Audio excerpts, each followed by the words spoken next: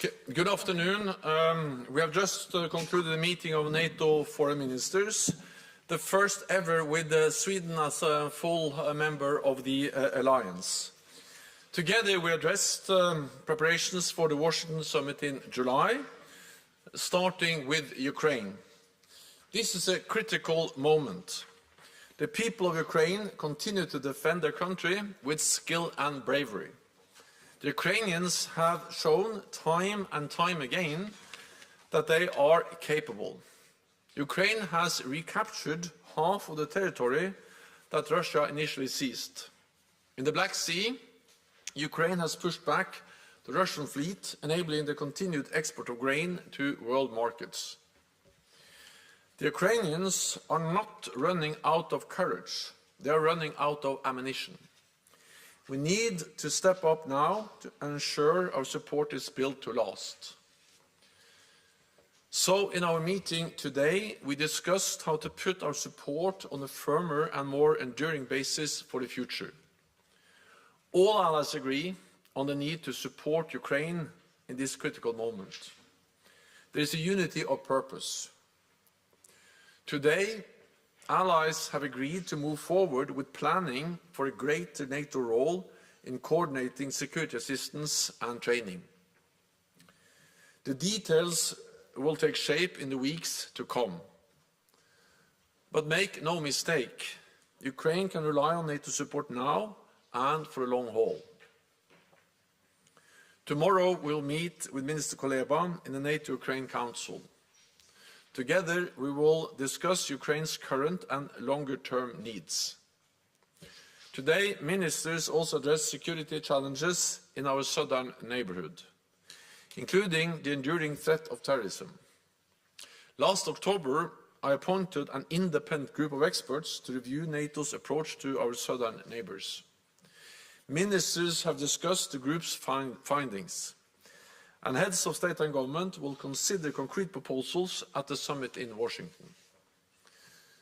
Tomorrow, I will chair a meeting of foreign ministers with our Indo-Pacific partners, Japan, the Republic of Korea, Australia and New Zealand, together with the European Union. We will discuss how to enhance our practical cooperation as well as the global implications of the war against Ukraine. Russia is receiving support for its war of aggression from China, North Korea and Iran. As authoritarian powers increasingly align, it is important that like-minded nations around the world stand together to defend a global order ruled by law, not by force. Tomorrow marks NATO's 75th anniversary. As we face a more dangerous world, the bond between Europe and North America has never been more important. As we prepare for an historic summit in Washington, NATO will continue to support Ukraine, we will continue to strengthen our alliance, and we will continue to work with our partners across the globe for peace and security. With that, I'm ready to take your questions. We'll start with Radio Free Europe, please.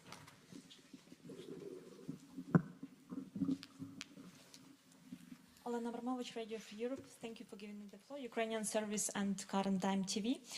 I have a question regarding this proposal of long-term support for Ukraine, especially this $100 billion for 5 years. Have you discussed it already with the partners and what was their reaction? And do you think that this amount of 100 billion is the one you are going to reach? Thank you. Again, I cannot go into the details of the proposals.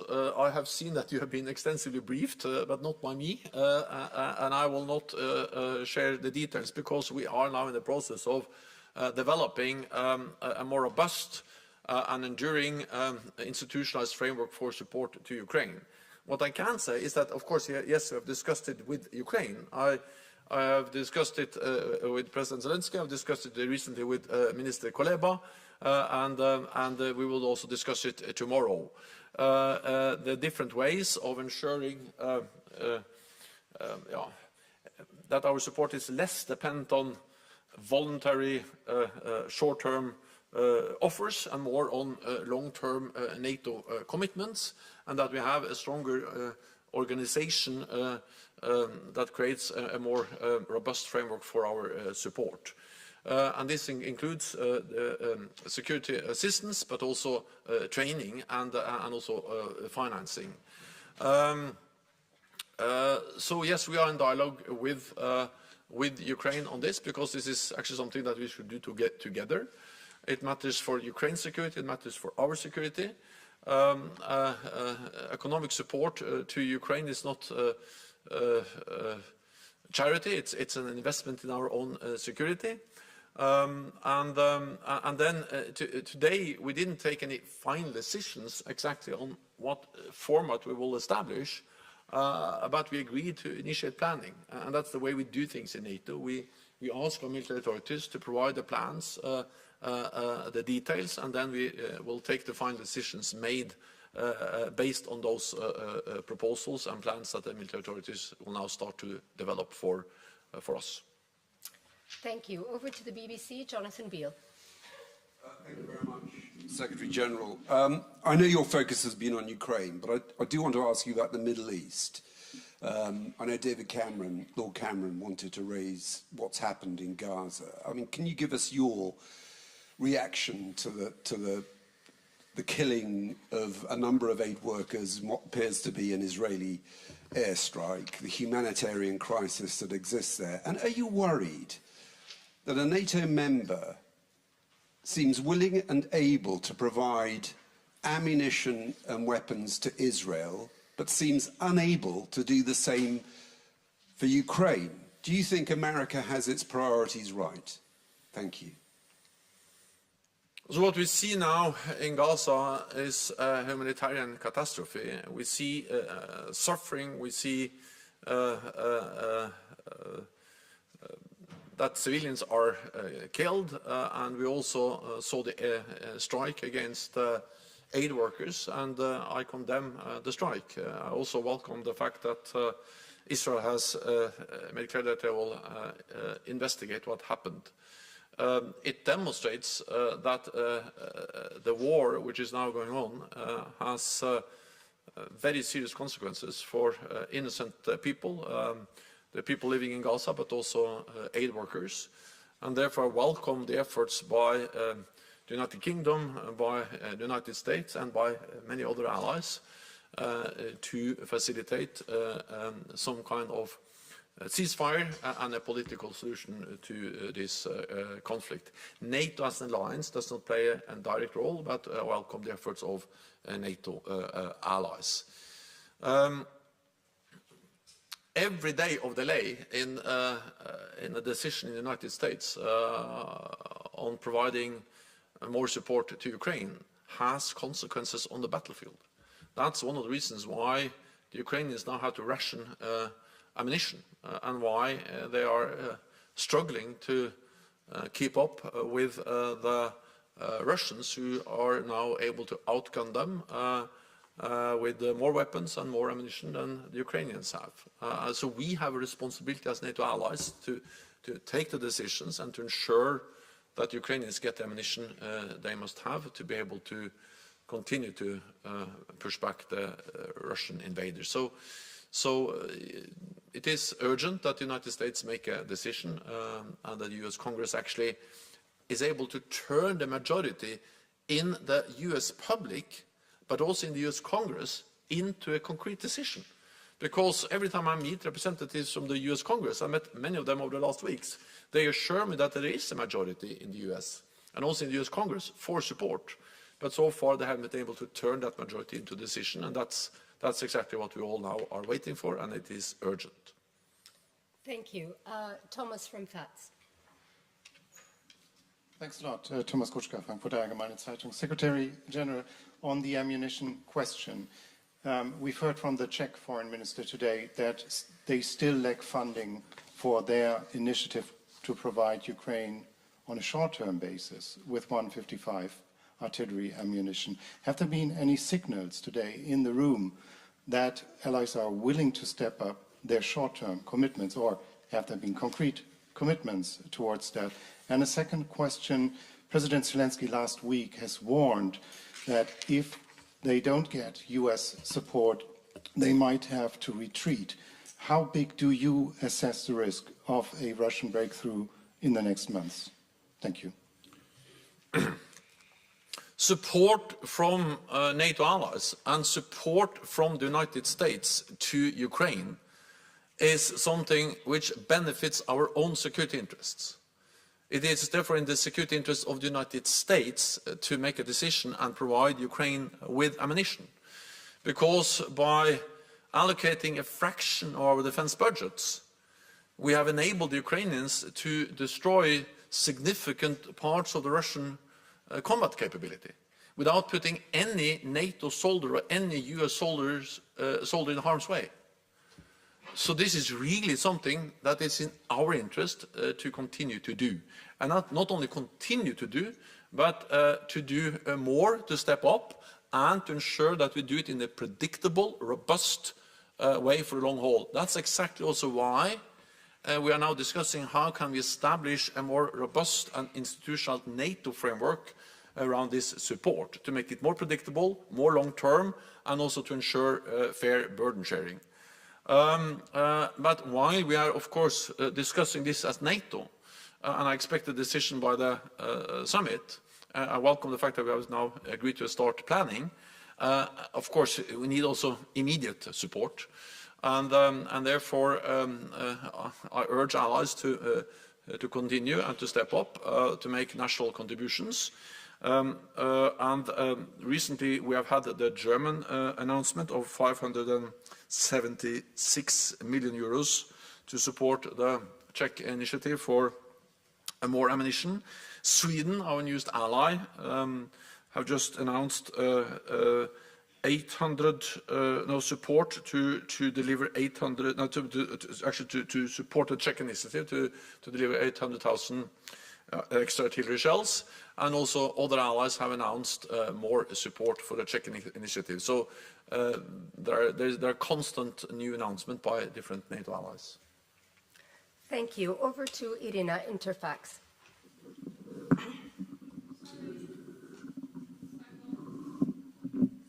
Okay, I'll catch you.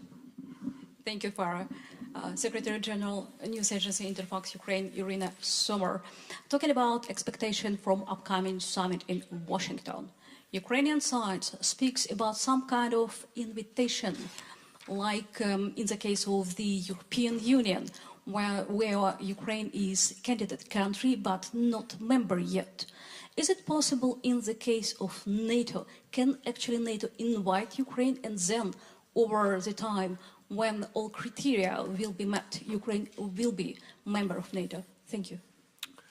All allies agree that Ukraine will become a member. All allies agree that we need to continue to move Ukraine closer to NATO membership. We made important decisions last year. We are implementing those now with the removal of the membership action plan. We should not introduce something that is similar to a kind of second or two-step process. I think it's very important to maintain the one-step process for Ukraine to become a member, removing the requirement for membership action plan, and then ensuring that when an invitation is issued, then that's the same as becoming a member as it is in NATO. That's the difference between NATO and the European Union. In the European Union, of course, when you are invited, it can take years from an invitation to membership. While in NATO, when you are invited, it's something that happens very soon after. So we should just avoid creating also, again, a kind of two-step process towards membership. But regardless of the technicalities, there is a clear commitment for Ukraine to become a member. There's a clear commitment to help to move Ukraine closer to membership.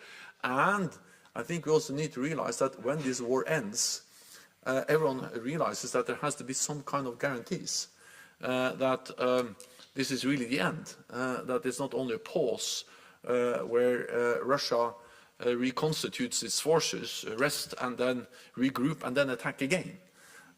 Because that was something, we saw a similar pattern back in 2014. They annexed Crimea we all condemned that, and then after a few months they went into eastern Ukraine or eastern Donbass, and then we had Minsk I, that was violated. They pushed the line further west. We had Minsk II, a new ceasefire, and then they waited for almost 8 years, and then they had a full-fledged invasion. So of course, when this war ends, we have to be absolutely sure this is really the end. It stops here. And therefore, we need to help Ukraine build their own defenses to deter any further Russian aggression. But there will also be a need for security guarantees. And of course, the ultimate security guarantee will be Article 5 and NATO membership. Thank you. We'll give a final question to Radio Cordon. Vladislav. Thank you. Hungarian Foreign Minister Peter Szijjártó has publicly said that Hungary will not support any initiatives that, quote, would transform it into an offensive alliance. He was talking about NATO engaging more in coordination of military support for Ukraine.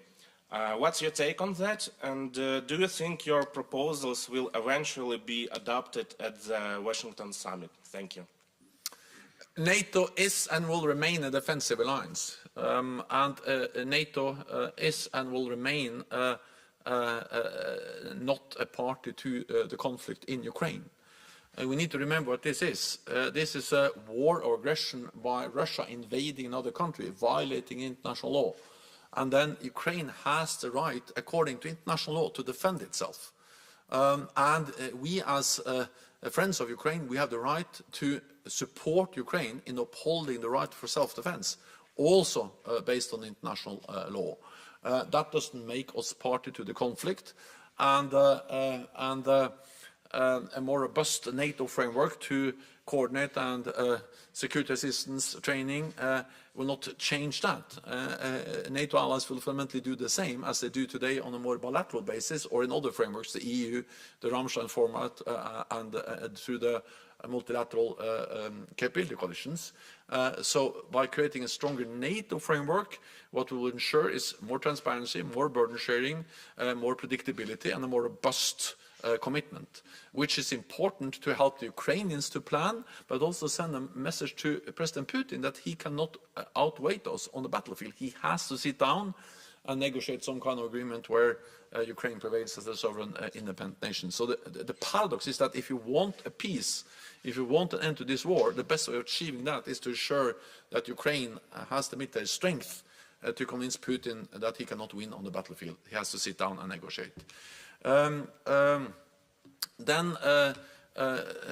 What we are discussing is not a NATO combat presence in Ukraine. We are discussing how we can coordinate and deliver support from outside Ukraine to Ukraine as NATO allies do.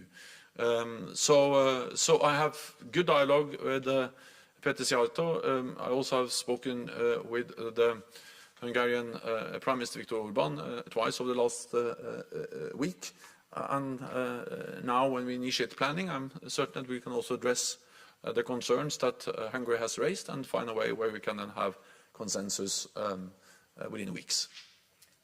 Thank you, everyone. That's all we have time for. Thank you. Thank you. Secretary General. Thank you.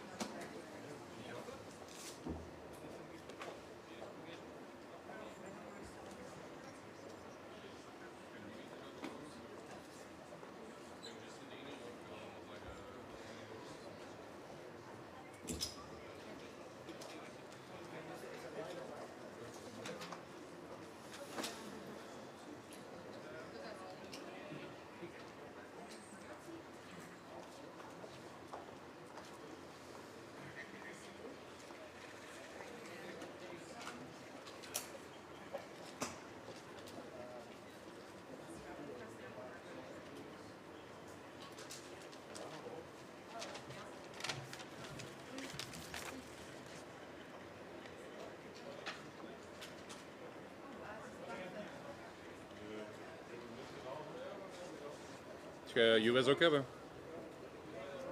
Oké. Daar bezwaar.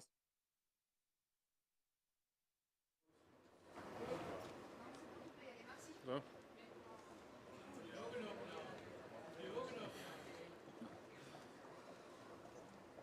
Ik heb het vanavond.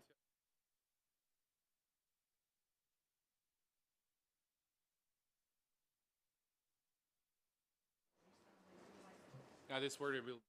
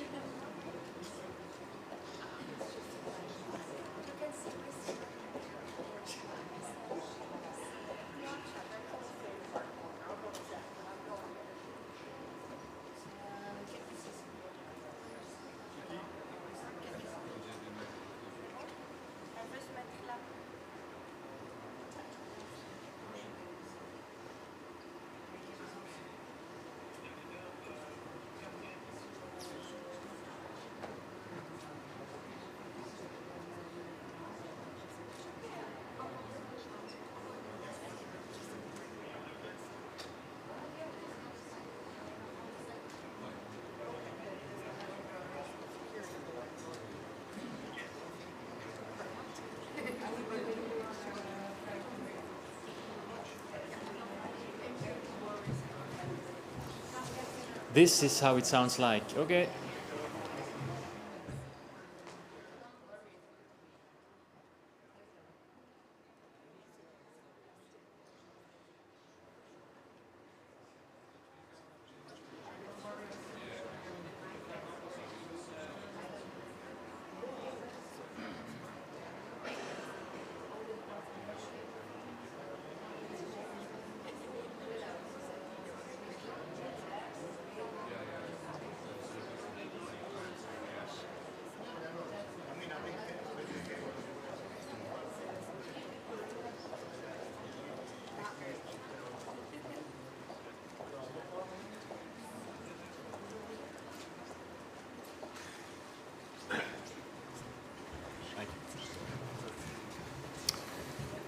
Secretary Blinken, dear Tony, welcome back to NATO. It's always great to see you here.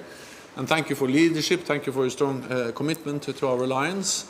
Today, we have already started our foreign ministerial meeting, and we have addressed how to strengthen our support to Ukraine to create a even more robust framework for our support.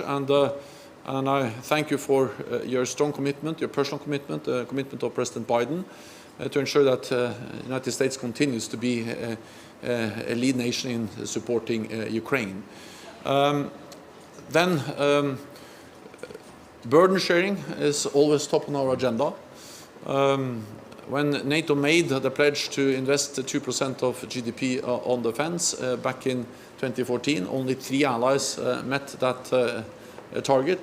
Today, 2/3 of NATO allies are spending 2% of GDP on defense. That's significant progress, but of course we want more allies. We want all allies to be at 2%, and 2% is a minimum. So this is a message that I and we all convey very strongly as we prepare for the upcoming Washington summit. Then tomorrow we will also meet with our Asia-Pacific partners. And I think the war in Ukraine demonstrates how intertwined the security of Europe is with the security of Asia and the Pacific. North Korea, China, Iran are supporting Russia's war aggression in different ways. So this demonstrates that security is not regional, security is truly global, and therefore it is important that we work together with our Asia-Pacific partners. And again, thank you for the strong US leadership and also on this issue. Then lastly, tomorrow we will celebrate NATO's 75th anniversary. We'll actually meet tonight at the Truman Hall, but also then tomorrow we will mark it here at the NATO Headquarters. And then we will also mark the 75th anniversary at the NATO Summit in Washington in July. Thank you for hosting the summit, and it will be a great summit to celebrate the alliance, but also to ensure that we continue to adapt and to ensure that NATO continues to be the most successful alliance in history. So, Tony, welcome. All good to have you here. Yes, thank you so much. And as always, I have to start by telling you how much we appreciate, more than appreciate. We're grateful for your extraordinary leadership of this alliance at what is an extraordinary time. But as a result of that leadership, we have an alliance that we will celebrate in a couple of months in Washington for the 75th anniversary summit. An alliance that is stronger, bigger, and more united than ever. And as the Secretary General said, tomorrow as we begin to formally celebrate the 75th anniversary, of course, we're looking back at the first 75 years, but the work today, the work tomorrow, the work at the summit is really about the next 75 and everything that we need to do now to ensure that this alliance remains what it has been, as Jens said, the most successful in history. A defensive alliance with no designs on the territory of any other country, but with a determination to protect the territory of each of its members and to do it in a way that has been unique in human history. Based on the principle that we have each other's backs, that if one of us is the victim of aggression, all of us will be in to help. And that's the most effective way to actually prevent aggression from happening in the first place, and to create an environment in each of our countries where people don't have to worry about security in that sense, and they can make the most of their lives and reach their full potential. That's really what this alliance is all about. But it requires constant renewal, constant effort. It doesn't just happen by itself. And so the work that we're doing today to prepare for the summit, to ensure that everyone is picking up their share of the burden, to make sure that the alliance has the capabilities and the capacity to contend not just with the problems we've had to face over the last 75 years, but so many new challenges, some of which Secretary General alluded to, that we have to confront now, and to make sure that countries continue to do their part as well when it comes to helping Ukraine deal with the ongoing aggression from Russia. All of these things are front and center. So we've had a very good session today, focused on preparations for the summit and the substance of the summit. More to follow with Ukraine, with our partners, and with the ongoing work to strengthen our alliance for the future. But once again, none of this would have been possible as effectively as we've seen it without the leadership of the Secretary General. Jens, thank you. Thank you. Thank you. Thanks, everyone. Thank you.